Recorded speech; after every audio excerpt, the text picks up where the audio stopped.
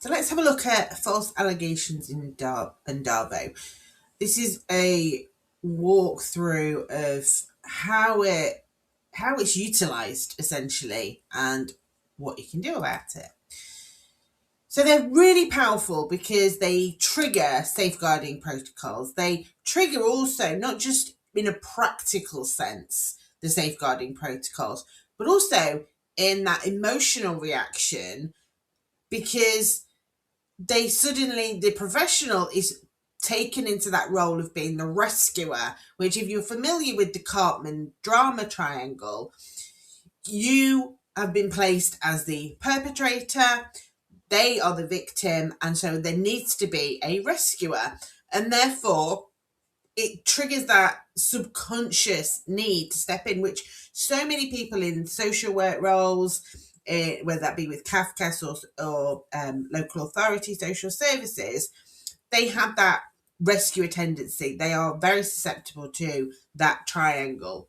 And so they're immediately drawn in by a false allegation. And so it's really powerful in getting the attention. It also requires investigation, which takes the emphasis away from looking at the actual evidence and what's really going on in this case, and is almost like a red herring. Like, here, look at this instead. Smoke and mirrors is, that's what narcissists do so well. And false allegations are essentially a smoke and mirrors situation where they go, don't look over here, look at this. So, and it's a powerful way of delaying proceedings, delaying, say, contact being resumed, delaying other parts of the court process, especially if they're losing. It's like a beautiful grenade that they can boom, drop in and slow everything down. It can shift the narrative of the case as well. And this allows them to play into that role of victim or hero. So if they're either in a protector role or they're the victim, usually both at the same time. And so that narrative shift, taking it away from where maybe you were seen as being, a typical separating couple, suddenly it takes on this whole new look and can change how everyone views the case going forward. So I'm sure you're all familiar with this, so I'm not going to dwell, but it's deny, attack, reverse, victim, and offender. And it's used by people who cannot take accountability for their own actions. And that sits, and then the workshop goes through this in more detail. The masterclass goes through this in more detail, but it's about their psychology as well. This is about someone who doesn't want to be seen as being in any way problematic, that they believe that they are above accountability in many ways, depending on their personality type. And so DARVO and false allegations really are there to protect their false sense of self. But as you'll see in the masterclass, there's also lots of other psychological reasons for them to do this. Why does DARVO work so well? Well, it shifts that focus from a specific behavior. So if you've made allegations about the other parent's behavior, then by saying, oh no, that's just DARVO, they're saying that's happening because actually what's really going on is they're the ones that are abusive. So it shifts the dynamic from being you're both as bad as each other, it's parental conflict, to it's one side. Both parents are positioned equally responsible. So where you have got that clear evidence that one party is bringing the hostility and the other one is just putting boundaries in place and trying to protect themselves, the children, their relationship with the children, it can look like, or they can basically say that it is mutual hostility. And they really struggle with seeing that dynamic. They don't necessarily look at where the power is within that situation. So, it's usually the person with the power who's bringing the hostility. And this is why DARVO is so effective, is because it looks at different dynamics. It takes you away from dynamics of power and it reverses it. They might call it a communication breakdown. So they become safeguarding concerns become secondary, because, and I've heard this and it irritates the hell out of me. It's just different parenting styles. I'm sorry, but abuse is not a parenting style. Emotional abuse, alienation, psychological abuse, these are not parenting styles. These are abusive parenting. So, but DARVO does that because it muddies the waters, whereby you might have some very clear allegations in place, but as soon as they make the DARVO claim and actually spin that so that they're presenting as the victim, and all that you're saying, all of your allegations are actually just a defensive mechanism to cover up what you're doing, then they just muddy the water completely. And they can either align people with that narrative, or they can split people down the middle so it ends up looking like this. So the emotional trap for you, who's on the receiving end of this, is, ouch, it's really painful and you want to defend yourself. They're saying you've done awful, awful things. Of course, you want to go, no, I would never do that. That's not who I am. It's an attack on your credibility, your identity, your parenting, your morals. Every single part of you, they are attacking with a false allegation. And so you naturally want to defend yourself. And this might be that you send a text message to them because you think they must have just got this wrong. And if maybe I just need to explain something to them. So you send this long explainer. Now, equally, you might send an explainer to a CAFCAS officer, a social worker, any other professional. But actually, sometimes in these situations, telling more is not the right answer for that. And also, you can't reason someone out of this situation. You can't, when someone's thinking is so distorted that they can twist reality to protect themselves, you can't reason with them. So actually, anything that you send directly to them, and maybe also to professionals if they have become aligned, can be used as a weapon against you. So hold back on that texting or emailing. You might come after the other parent's credibility. Again, perfectly normal and natural, because they're the ones making these claims about you. They're the ones that have done X, Y, and Z.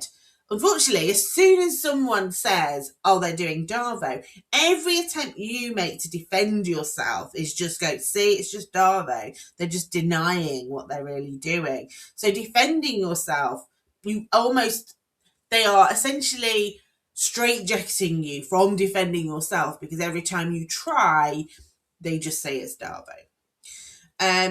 You might want to disprove every detail immediately, but as I just said, it can just be labelled as being, oh, well, it's clearly DARVO. They're just trying to defend themselves and hide what they're really doing. And ultimately, you can be angry and fearful. So you might beg, you might cry, you might shout, you might scream, you might say nasty things. All of that will get used as a weapon. So very normal and natural, but not helpful. Because the unintended consequences of this is they just reinforce the narrative. They reinforce the allegation because they will twist it and distort it. Once, and this is the thing, if you're in a situation where you're not sure who's telling the truth, and you've got these two separate lots of allegations, they're saying, I'm right, and they're going to do this, and that proves that I'm right, and then you do that thing, then it can be an A plus B equals C situation. And that's what happens a lot of times in family court, because it's a trap.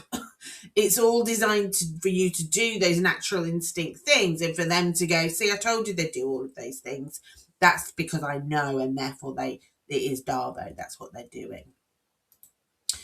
And this is how professionals tend to assess allegations. I'm not going to lie, they don't do a very good job. But let's look at it with the best of intentions. So, patterns of behaviour. Family court are slowly catching up to this idea that psychological abuse, coercive control, alienation, these are patterns of behaviour. They're not isolated one-off incidences, although there are them. They are all part of this bigger pattern of behaviour. And these happen over time. They are consistent and persistent over a time period. So consistency over time. So aligned evidence. They want to see what evidence you have to prove or disprove. So in the case of DARVO and false allegations, it's disproving the allegation rather than proving it.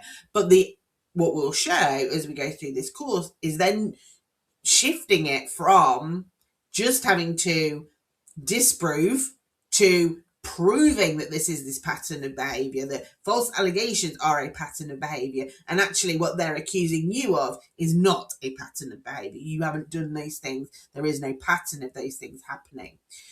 Obviously, they should be focused on the impact of the child, and that should be everything that they interpret everything through. And they're also looking at how you present. Your credibility is built on how you present, and that includes how do you manage pressure and distress, because they're not just judging you as a person on the stand, not that you have a stand in family court, but you know what I mean. They're judging you as a parent, and so they want to see how your emotions are managed in difficult situations, because they then draw conclusions around how you might be a parent. So it's important to understand those 5 elements when building your case when there are false allegations and DARVO, because you can control some of those things. And the tools that we will share with you will mean that you'll be able to tick these boxes. So the strategic shift that we're going to talk you through in this course is identifying the pattern, document the inconsistencies of those false allegations, present very clear timelines that are far more persuasive than their narrative, and keep the child at the centre. What is the impact on them? So allegations can become a pattern. False allegations and DARVO can become a pattern in and of themselves, which is abusive. And whilst they're trying to prove your behaviour is abusive without any evidence to back that up, just a cherry picking of certain things, a distortion of the narrative, you will be able to show this clear pattern. And it could be that there's been abuse or neglect. You'll be able to, from them. So if they're making this allegation against you, obviously the way you disprove that is showing all the, the context and the contradiction of, I've been to every parents' evening, I take them to the doctors, I've been present for this, they come to me when they're hurt, those kind of things, to all fit into that, to disprove, to rebuke that allegation. State claims that you're unstable, coercive, or pose a risk through your controlling behaviour, but without specific supporting details. So again, if you need to rebuke that, your work with your evidence is to show the inconsistencies and the context. So if they've provided evidence, you need to provide the context of that evidence, but you also need to provide the inconsistencies in what they're saying. So if they're calling you controlling, you need to show all the ways that they have freedom. And maybe all the ways you're the one that's been controlled. The child feels unsafe, so they attribute statements to the child. Very common, obviously, in alienation cases. You need to be showing all the ways that you've shown up for the child, all the ways that the child has come to you, all the affection that there is between you, wherever you can.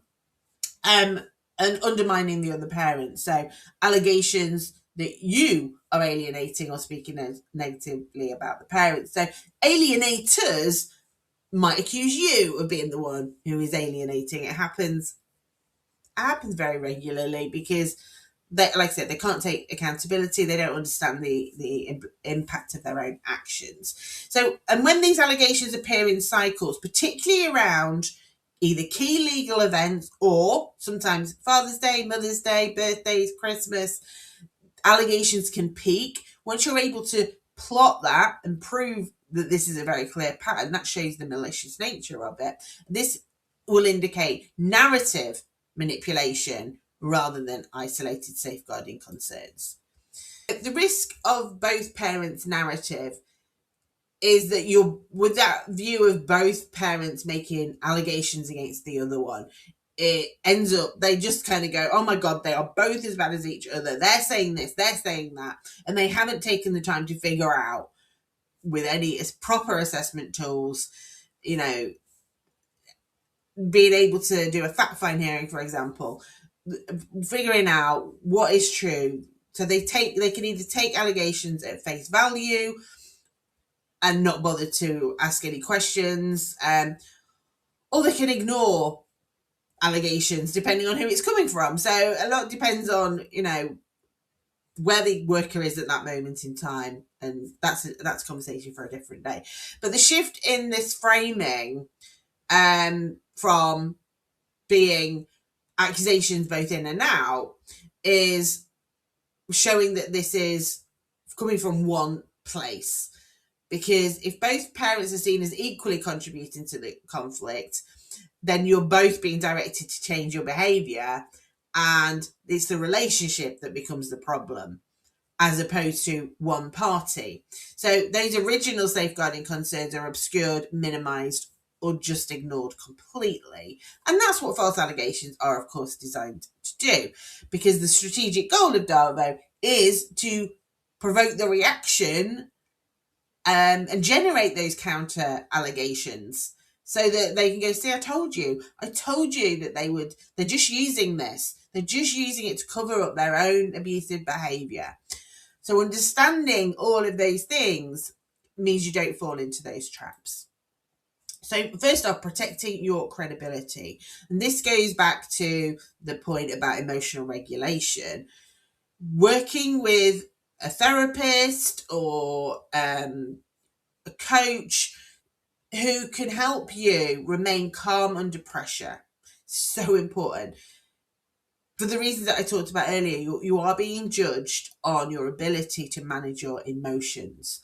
Now, obviously, you've got complex PTSD from not only the relationship, but probably from the court process as well. That makes it really hard because you're not really in control of those things. So working with a therapist or a coach that can help you with some mechanisms, and we have them within the Get Court Ready framework, the tools to help you to stay calm. We have the credibility blueprint, we have the I Am Safe trauma management tools, because when you're calmer, you present better. Calm people present better. This is why narcissists do quite well, is because they're actually usually quite calm because they lack empathy. So they don't feel that same rush of emotion. They can dysregulate, but it's slightly different. So they can present as very calm. So your verbal communication with whoever has to be brief, informative, friendly, but firm, so that you are not falling into any of those traps. Keep your responses factual, not emotional. Don't go into the, why are you doing this? You're such a horrible parent. You're hurting the children. None of that is going to help. Just factual. That's it. I disagree with your version of events. Show me the evidence, that kind of thing. Child-focused concern. So everything comes back to the child, not about you and them, what your needs are, what the children's, what's in the best interest of the children. Now, obviously, alienators and narcissistic parents will basically claim that whatever they say is what the children want, because they don't understand that they are a separate being. They will align the child into thinking that way. But as long as your communication is focused on the child, then, and again, we have tools to help you shift your language to child-focused language, then you at least you're showing that you are totally child-focused and you're not interested in the back and forth between the two of you. And consistent documentation, which is what we're going to share with you today. So the long game. False allegations do mean a lengthy litigation, unfortunately, because they derail the whole process. They might introduce extra professionals. It could wind up the cost massively. It relies upon you being reactive, and then they use that evidence against you. So anger, repeated counter accusations, and emotionally charged messages all serve their narrative, not yours. So you have to be consistent. You have to stay regulated every time. Now, I know that that's hard. So if you've got a buffer, if there's a third party that you can introduce that will buffer you so that you don't actually have to deal with this person, they will read the messages for you, tell you, okay, they're asking, can they pick the kid up at this time? And you can go back and say, that's not in the court order. And then someone else just sends a message back. That's the best possible way to do it, because they are your emotional buffer. Use AI. Put what you would, I do this sometimes, put into AI, this is what I want to say, and get all the anger out. I want to tell them to do this and blah, blah, blah. And AI will just strip it all back and say, this is what you need to say. And they'll make it, a lot more, it will just sound informative, friendly, but firm. So if you make sure, if you're going to use AI, then just give it that. This is how it needs to come across. I need to be seen by the court to be calm, consistent, and regulated. But this is what I really want to say. Strip it all back and just pull out what I can say.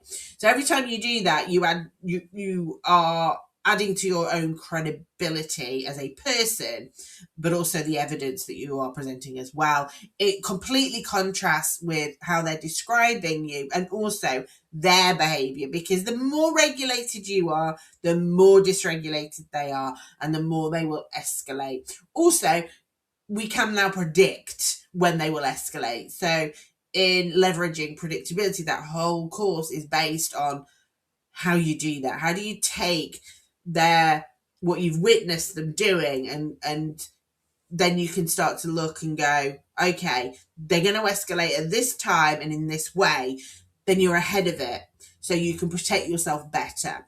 It weakens the structural logic of their false narrative, because you're not doing the things that they're accusing you of doing. So, and it demonstrates your reliability over time to professionals. So this is the power, is then turning those allegations into evidence towards you. So you document everything. You identify the pattern of them making these false allegations, what they get from it, what their motivation is, and I will show you the system further in the course. And then that's what you present to the professionals. So you're not constantly having to defend yourself anymore. You're shifting it. So rather than you go, you're always defending yourself, actually you're going, why don't you just look over there? This is what is happening. Take a look at this pattern, and it will be more revealing. I'm just going to caveat that, by the way, and say none of this is easy. It does take time. This is not a one hearing turnaround. This is a repeated pattern of you showing up in your best self, your most regulated, your calmest self, you having the evidence to back it up, you proving the pattern in the right way. And over time, you chip away at that. So the key takeaways are consistency, documentation, calm communication, and be child focused. Your credibility is built over time, and that is what will become your strongest defense against the manipulative tactics of false allegations and DARVO.